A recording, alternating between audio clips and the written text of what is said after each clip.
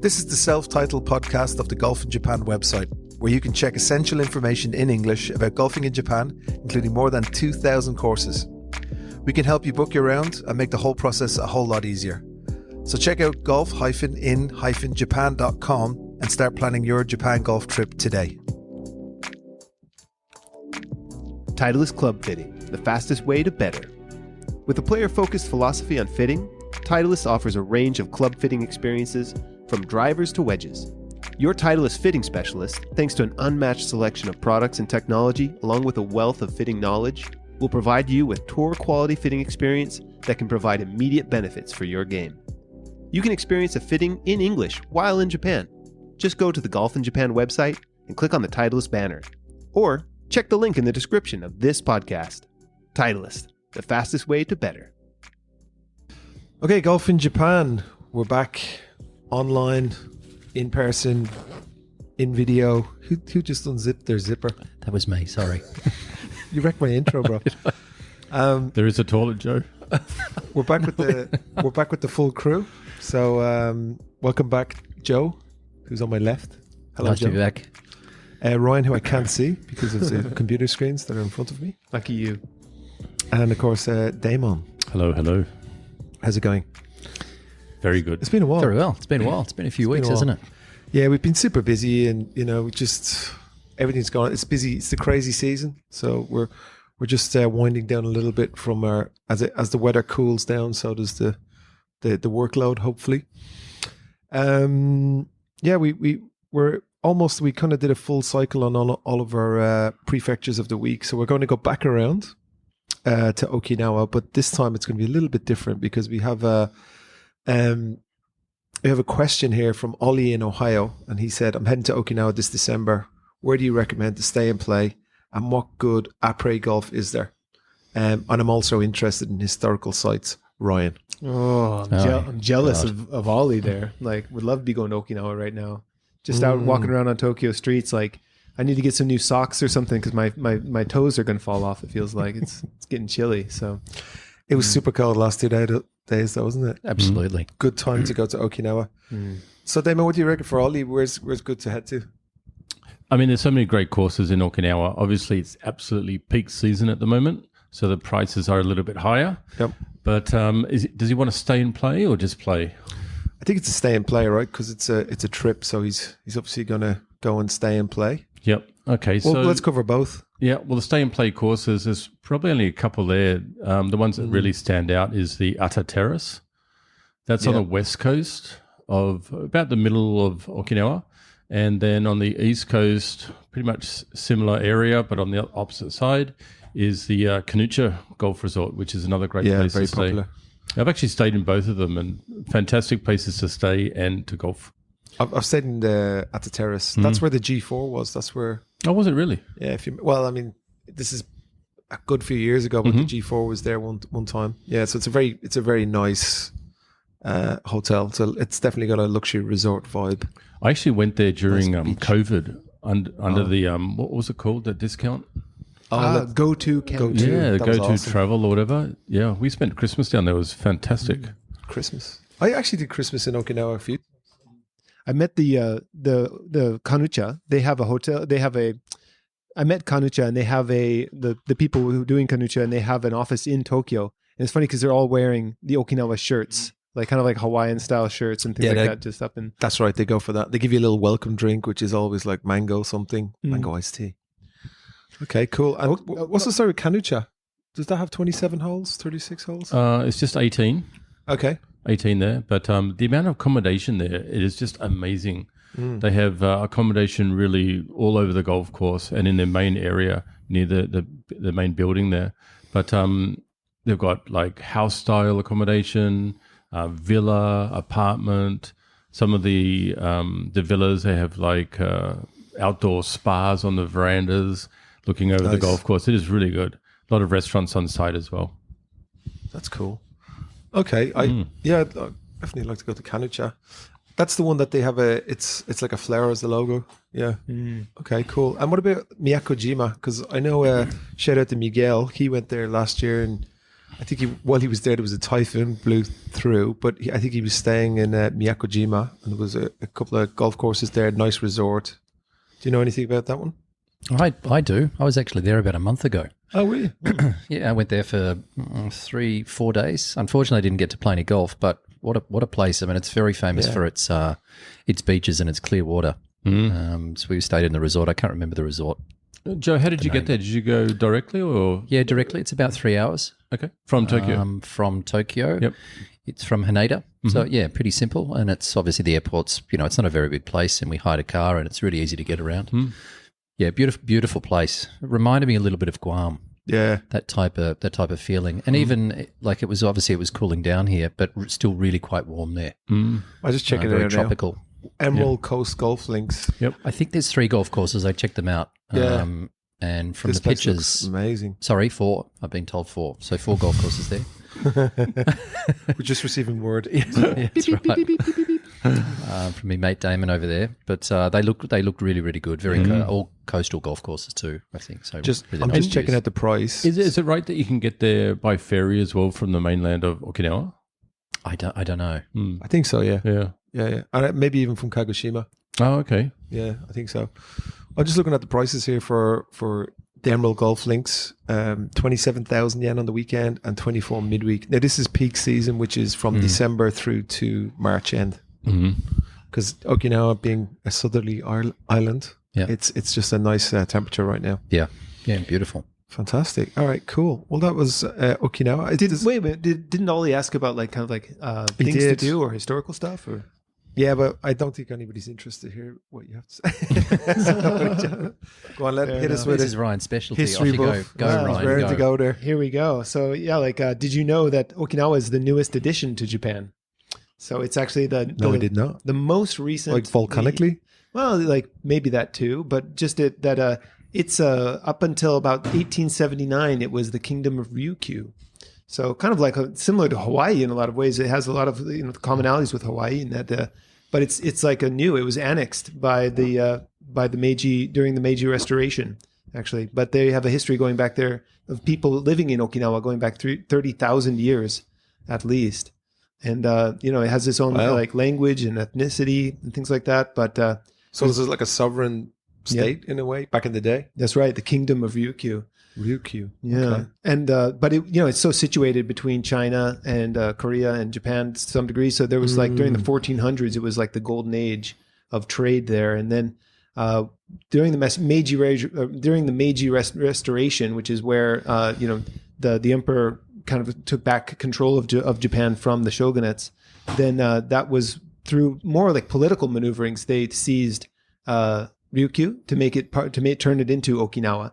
And then, which was kind of through political pressure, also with China as well, and things like this. But then there was a suppression of Ryukyu culture, so that's kind of an ongoing thing even today. That the natives there, it's mostly it's absorbed now. It's just part of Japan, but there is still sort of undertones of the natives there. It's a weird place because obviously it's heavily influenced by the US as well. Because there's a huge US base there, and apparently a lot of people in Okinawa, especially during the 50s and 60s, post-war, had to learn English, right? Because it was direct control by the bases there, right? So it wasn't under the Japanese governmental control. Is that correct? That's correct. Yeah, even it didn't become part of Japan again. So the U.S. seized it until 1972. So 1972. Yeah.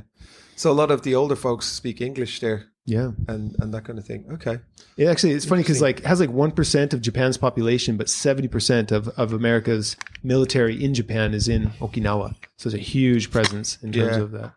Well, it's a strategic location, isn't it? Part of the Pacific Rim. Yeah.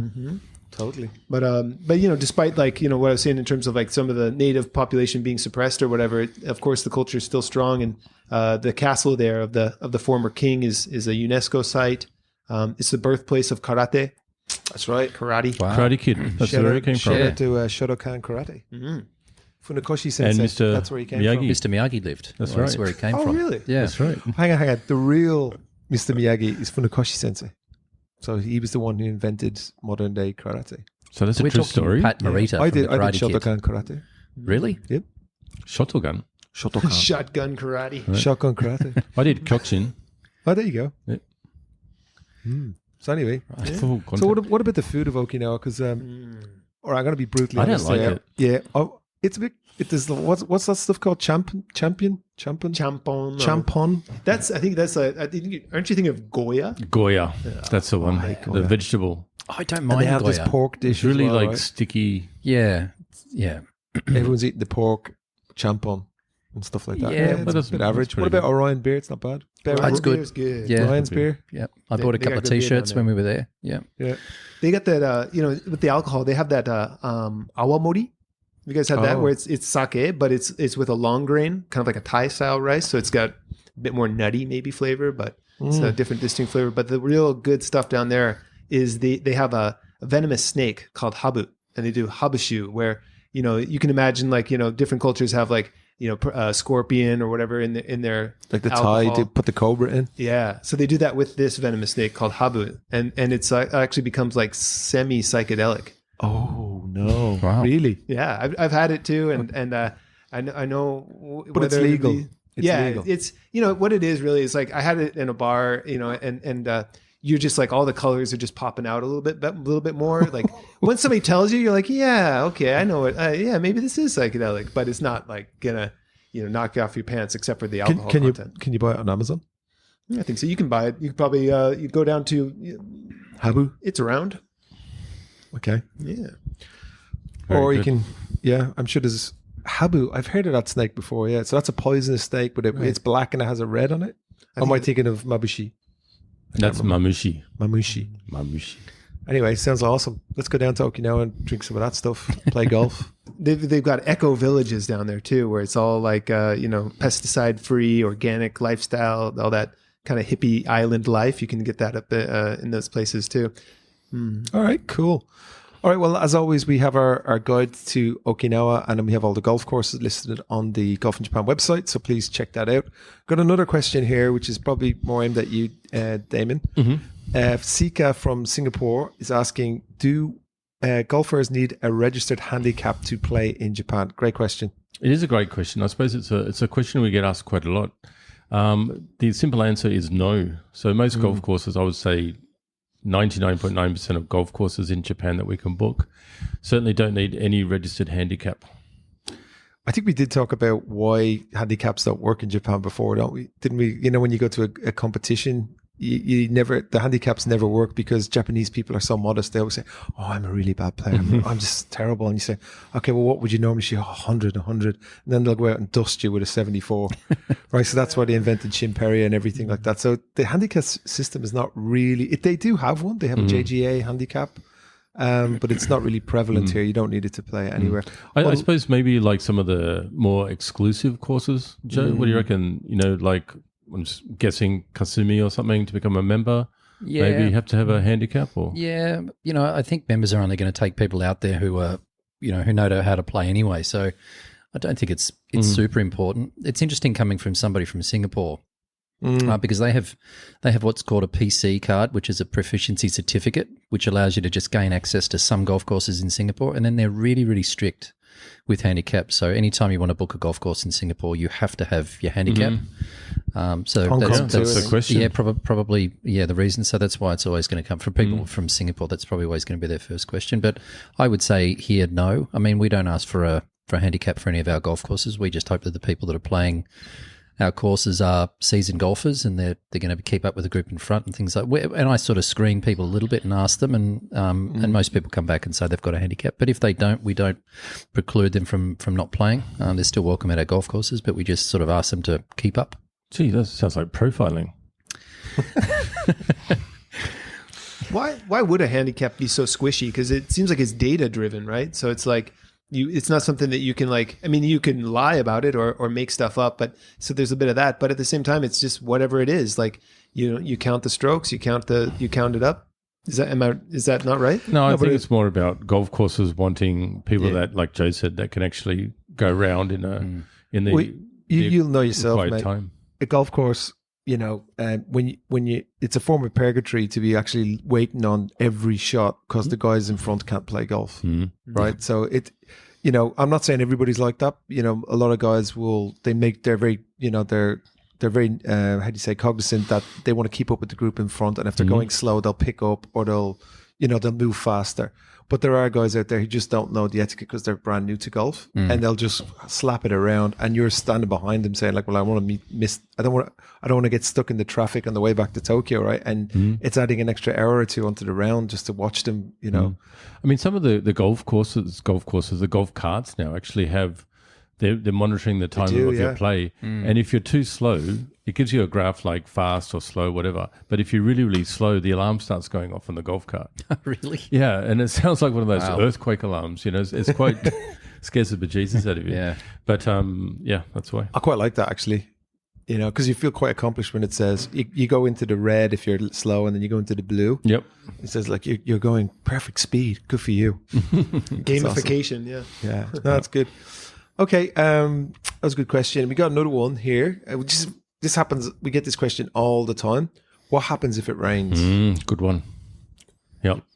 Play. Keep swinging. Play golf. Yeah. It's an all-weather sport. Get out there. I think the question though, it could be a little bit two-pronged there. It's like, can I cancel if it rains, or is the golf course still going to be open if it rains? Or what happens if there's a typhoon? Yeah. So basically, the golf course isn't going to close unless it's really, really torrential rain, rivers, that type of thing. Yeah, unplayable. Greens, yeah. That's right. But so golf will go on, but you can't just also, it's raining, I'm going to cancel. Yeah. So if you book a course, you book a tee time, it's raining, tough it out, you'll have a great time. Yeah. Agree. I guess to follow up on that, under what conditions would the golf course cancel? I mean, what does it take for them to say like you can't play today? It's exactly the same as back home. It's if the greens, I think, is the good indication. If they're flooded and you can't put on them, then you're going to damage the golf course with trying to slap it around. So that's it. You stop playing. Yeah. Basically, if you need a wedge on the green, it's not playable. Yeah, unplayable greens, but also if there's lightning in the area, which I don't think we get a lot of lightning here. But in Singapore, as soon as there was lightning, every day, get off the golf course. In the spring, we get a fair bit of lightning actually, because it's the hot and cold air clashing with each other. But they'll sound the siren in that case, and there's usually places on the course where you can take shelter for a while. Then they'll hit it again to start playing. But actually, these new carts with the iPad and stuff, messages saying "come back," will pop up, or lightning in the area, stop playing, that kind of thing, which is cool. Go to the cover house, whatever they're called. Okay, cool. Well, that's it for the questions. But just if anybody is listening or watching this and wants to ask us anything about golf in Japan, please hit us up on social media. Just DM us. One of us will check it out, or you can email us at info@golf-in-japan.com. Cool. All right. Rory McElroy, Joe. Let's talk about Rory for the next 20 minutes at least. He won. Finally. So he won the convincingly. Race to Dubai. Yeah, he had one of the Højgaard twins, it's on his sixth. tail. Yeah, I think it's his sixth European tour. Like, what do they call it? It's called the Race to Dubai now, but it used to be called something else. I think Montgomery's the leader. Order of Merit? With Order of Merit, yeah. So Monty won it 8 times, which is unheard of. And Rory's at 6, so he's going to get it done. At 35, for sure. Yeah, and what was interesting is he only played, I think it was 10 or 12 events, whereas some of the other players below him had played, 25 events, so he's won it, easily. But it was great to see him finally win after a lot of close calls. And he was quite emotional about the whole thing too. Did you see his interview? Yeah, start crying a little bit. Yeah, he did. I think it's had a pretty tough time with losing the US Open to Bryson, and then missing that putt. Yep.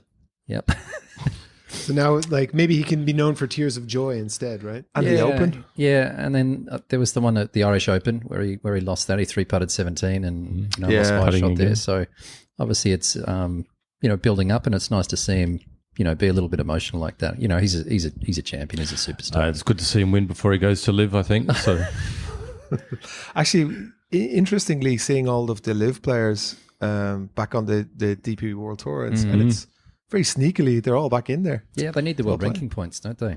Yeah, I've got to say it was a pretty good lineup at that event. Tyrrell Hatton was leading, wasn't he, after 2 days? I believe. I thought Rory was leading this bet every day.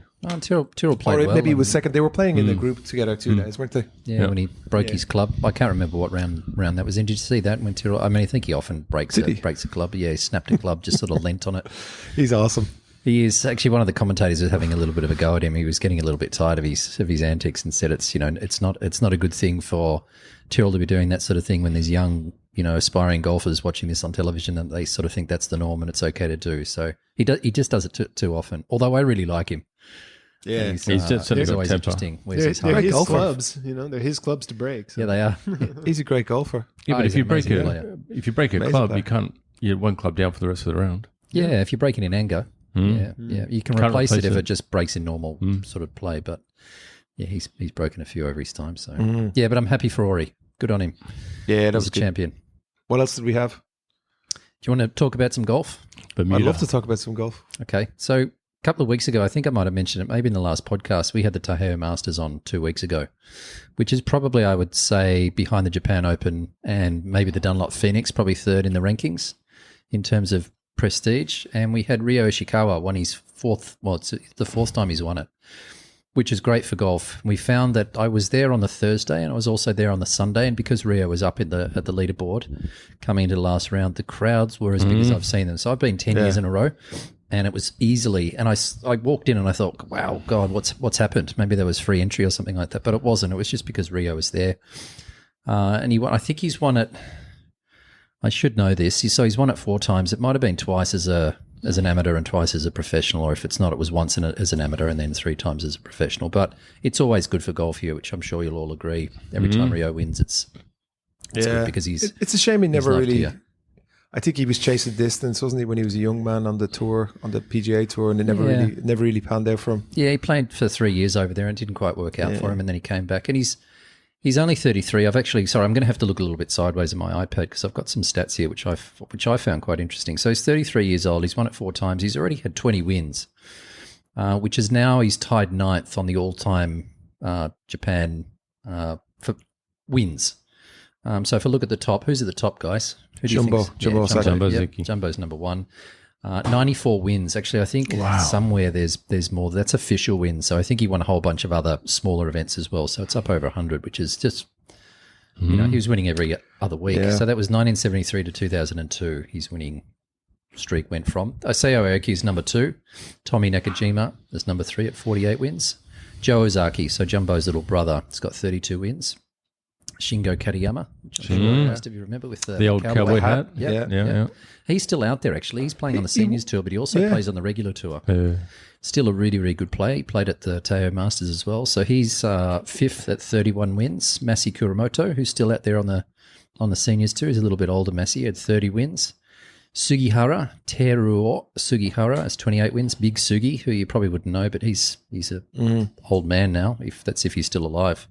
Yuta Ikeda, who's still out there, is 21. And then there's Ryo, who's in with Graham Marsh, Toru Nakajima and Toru Taniguchi, all on 20 wins. So he's in pretty good company there. And he's only 33, so he's going to get well up the order. I think it's going to be tough for him to beat or to get above 3rd, which is Tommy Nakajima at 48 wins, but he's a winner and he's still young and fit. And Good on him. Really like Rodeo. so do I. If Matsuyama was playing on the Japan tour exclusively, how many wins do you reckon he'd knock up? Yeah, he went up. Yeah, he's a completely different level. And that's actually moving on to the next event, which is the event last week, which I have always watched, but for some reason I didn't watch it. It was the Dunlop Phoenix at Phoenix Country Club in Miyazaki. And did any of you watch it, guys? They just had that silly just the first hole thing. Yeah. So I watched on Saturday just the first hole. So I got to see everyone tee off. Everybody and tee off. then that's it. Then it went and it was showing a Bermuda Championship from 7 years ago. That's the Golf Network in Japan. I'm sorry if anyone from the Golf Network is watching or listening to this, you're fired. Yeah, just everybody teeing off Rubbish, the first. man. Rubbish TV. I think they just don't have enough cameras or something like that. But it looked like it was dreary weather. It was, tough, difficult conditions. Yeah. And look, not unfortunately, but the winner was an American guy called Max McGreevy, who's a good player. He plays in the PGA Tour, but I'm sure none of you have ever heard of him before, have you? Max McGreevy. Exactly. Can't say I have. So he finished at 22 under. He won by 4 from Sean Norris, who's a South African who plays on the tour here, who's having a really good year. I think he's 4th or 5th on the order of merit. The human one-iron, Akshay Bhatia, came 3rd. Oh, wow. He was here. Has he put on any weight? No, he's trying to, apparently. Yeah, I heard that as well. Yeah, and now going on what you were saying before, Kieran, that Hideki came tied second at 18 under. So there was three of them. There was Sean Norris, Bhatia, and Hideki came tied second at 18 under. And then Scott Vincent he's a South African from the Live Tour, was over here playing as well. So other than that, I think there was only one or two other Americans who were over here. It usually attracts a really, really good field from overseas, but I just don't think they can afford them these days. So which is a bit of a shame. But Hideki, I think it's the only event he plays on the Japan Tour for the whole year. Oh, sorry, and Zozo. Yeah, so it's only 2 events, which is a real shame. Because he used to come and play the Taiheiyo Masters every year because he's won it a few times, but that's obviously below him. Yeah. So. I don't like that golf course. I've played it twice now. I'm not a big fan. It's just all trees. All the holes are confusing. They look the same. Yeah, it is very samey, isn't it? It's a killer clubhouse. It's nice. Yeah, it's beautiful. Nice clubhouse. How different is it from the Tom Watson course that's part of the establishment there?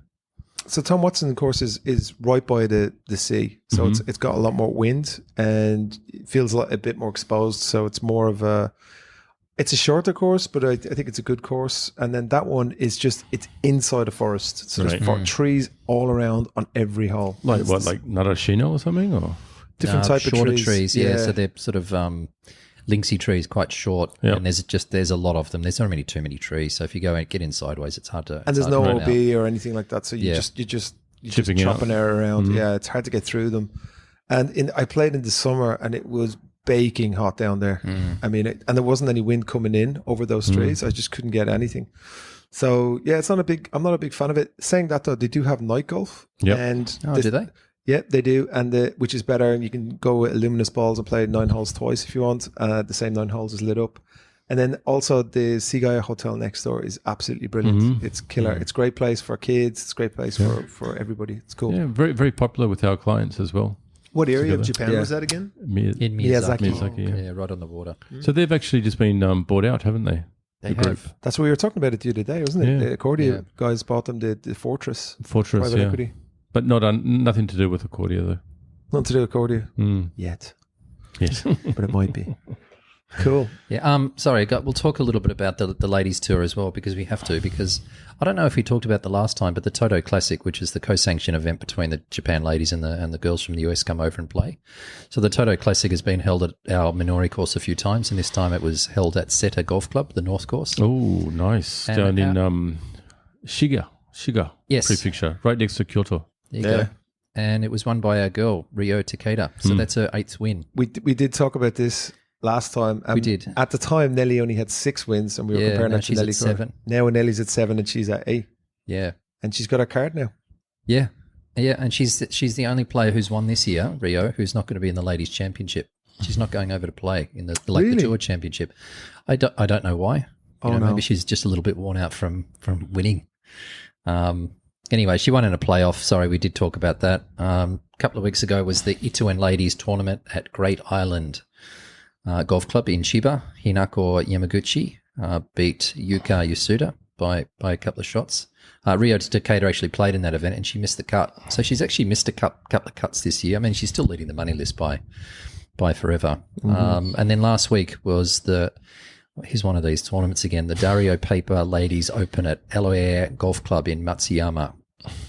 How do you pronounce this, guys? I'm sorry, I should have done my homework. Ehime. Ihime. Ihime. Okay, in Ihime.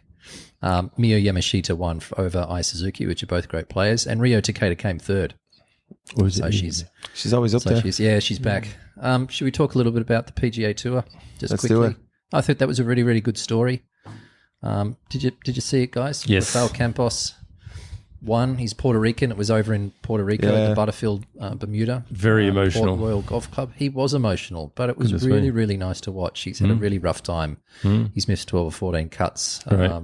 Plays in that event every year. Obviously gets a start because he's Puerto Rican and he's a good player and he seems like a good guy. And I think he had his first child on Monday. And he's been missing, obviously, all the cuts and then goes out there and wins. And I watched it really carefully. He missed a couple. Did you see a couple of the putts he missed towards the end? He missed a couple of putts. There was one putt that may be the shortest putt that anybody's ever missed on the PGA Tour. He missed that and he made a great up and down on the last to win. He won by, I think he won by four shots, 3 or 4 shots in the end. But it was good to see. He's he's a Titleist guy as well. So full line Titleist guy, and has been for a long time. So It sounds like his prayers were answered, Oh, Ryan, it was, it's almost worthwhile. If anybody's listening to this and they want to watch it, just jump onto YouTube and go and watch the highlights and watch his interview at the end. It's very, very heartfelt, interview. And he seems like a really good guy. And just them talking about the upside of his win of getting an invite to the Masters and invite to all these different events. And it was sort of blowing him away a little bit. So it was nice to see. They also had the course record broken, didn't they? Yeah, 61 by one of the Wesley Bryan. Yeah, Wesley Bryan. Yeah. That's pretty impressive. That's the YouTuber guy, right? The YouTuber, YouTube star. So I think he unfortunately was near the lead after 3 rounds, and he had 3 over in the last round when everybody was shooting lights out. So he fell down the leaderboard. But it's nice to see him back in form, because I think for him to be on the PGA Tour is important, because I don't think he's doing it seriously though, is he? Well, I think he's almost. He said the other day in an interview that he actually prefers the YouTube thing compared to being on tour. But I think he needs both of them, and he's been a winner before. He's won a tournament before, so I like having him out there, because it's him and his brother are interesting cats. Yeah, George, both really good players. Yeah, fantastic. So I hopefully he does well. Sort of starts him for the rest of the year.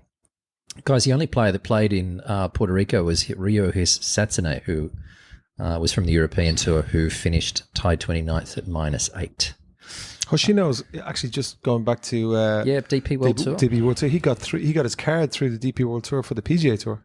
So he finished 16th on the race to Dubai, and it's the top 10 get into the PGA Tour. But there's obviously a lot of the guys in the top, between 1 and 16, were already exempt for the PGA Tour, and that's why he gets in. I mean, that's massive. He hasn't had a lot of great finishes, but he's consistent. It makes all the cuts, finishes midfield. He's had a few good finishes. Amazing. But what a great story, on the PGA Tour. So it'd be interesting to watch his form next year, because he's a really good player. I followed him a couple of times during the Taiheiyo Masters, and he's good. He's really good. And Kanucha and Miyako Jima finished 38th, so he just maintains his card on the DP World Tour for next year. And one last thing before I comes, Yuma Ono, my student, is playing. He's actually playing right now. So he's playing in the Casio World Open down in Kochi, and he actually, I'm not going to go and find. He was a couple over after 9 holes, so pulling for Yuma. hopefully he does okay, because the leader Ricky Kawamoto was like, he was 7 or 8 or 9 under through 16, so the golf course is not playing too hard. But hopefully you do well. Cool. I was going to ask you, are we allowed to talk about the new Titleist balls?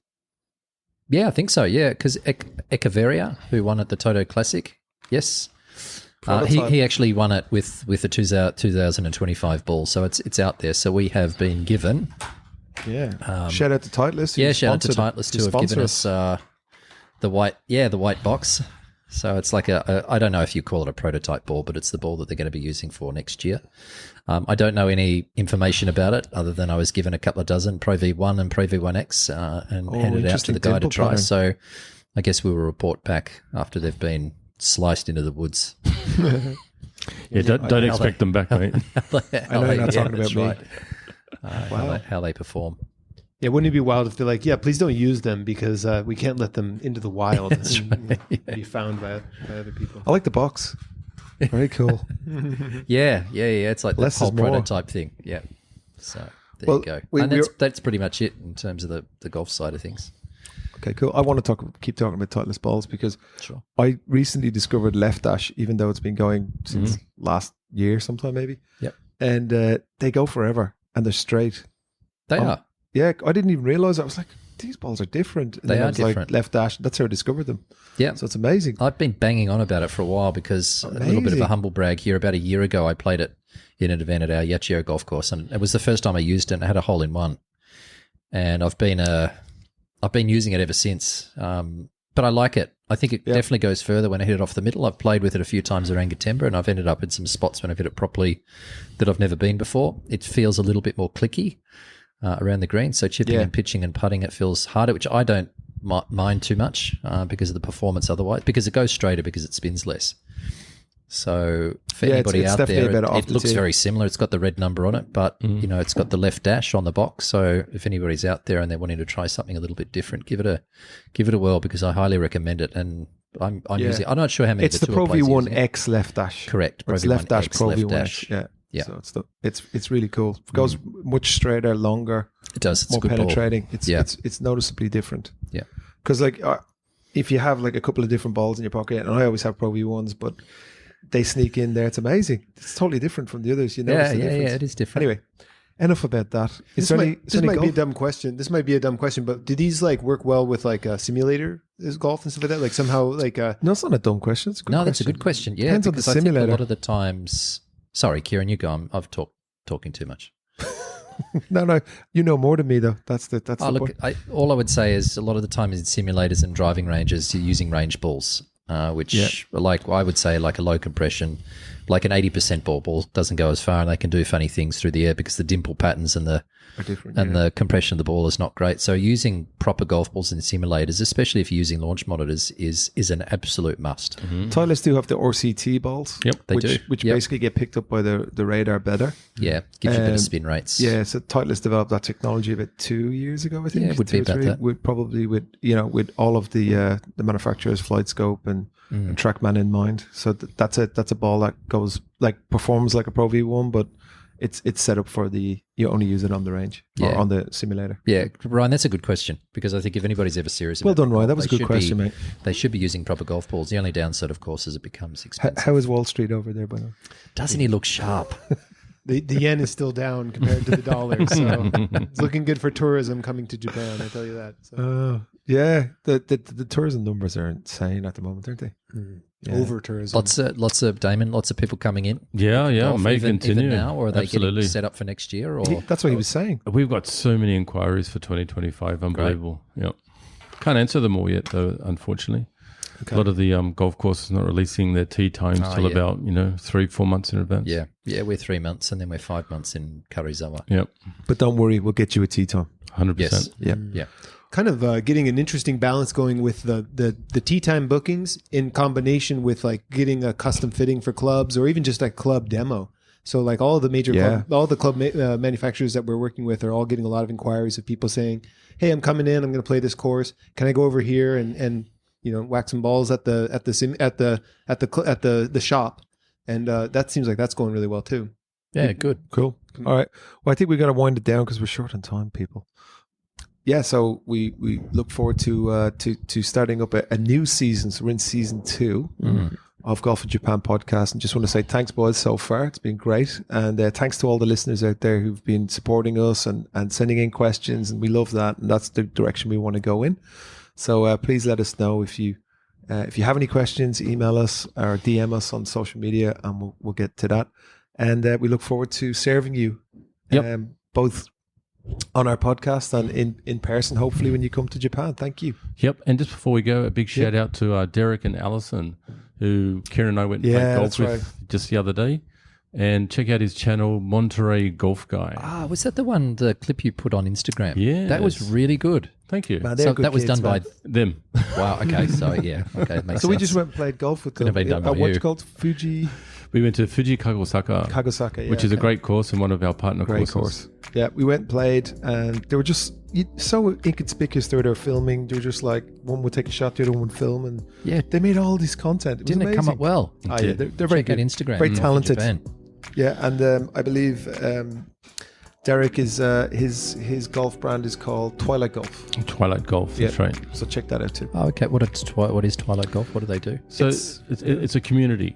Oh, okay. So they're trying to get a community together in Monterey. Events Right. and so on. Yep. To play literally Twilight Golf.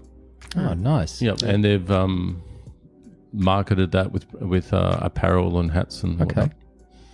Awesome. Very So good. Go check that out. Check it out. Thank you. All right, guys. Well, without further ado, we'll bid you sayonara. See you later. Cheers.